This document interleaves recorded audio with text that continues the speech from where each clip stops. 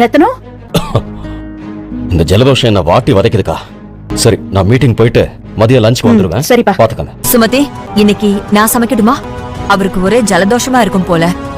மிளகு ரசம் வச்சா ஒரே நாள்ல எல்லா ஜலதோஷமும் பறந்து போயிடும். ஓகே, தாராளமா சமைங்க. எனக்கு சொல்லி கொடுங்கக்கா. சொல்லி கொடுத்துட்டா போச்சு. இங்க பாரு சுமதி அக்கா, அவர் யார் சமைச்சதுன்னு கேட்டா தயவு செஞ்சு என் பேரை மட்டும் சொல்லிடாத. ஏன்க்கா? சொன்னா என்ன? ஏய், சொன்னா கேளு சுமதி. நான் சமைச்சதுன்னு சொன்னா அவர் சாப்பிடாம போனாலும் போயிடுவாரு. அதனாலதான் சொல்றேன். அவர் வந்துட்டாருன்னு நினைக்கிறேன். நான் போறேன். சரிங்கக்கா, வாங்க மாமா, உட்காருங்க. என்னம்மா சுமதி, சாப்பாடு ரெடியா? ரெடி மாமா, சாப்பிடலாம். மிளகு ரசம் தானே? பிரமாதமா இருக்க. யார் வச்சது? சுமதி, சொல்லிடாத. சுமதி, என்ன அமைதியா இருக்க? யார் வச்சது சொல்லு. நான் தான் மாமா வச்சேன். சும்மா சொல்லக்கூடாது. ரொம்ப பிரமாதமா பண்ணிருக்க. ரொம்ப நாள் ஆச்சு இப்படி ஒரு மிளகு ரசம் சாப்பிட்டு.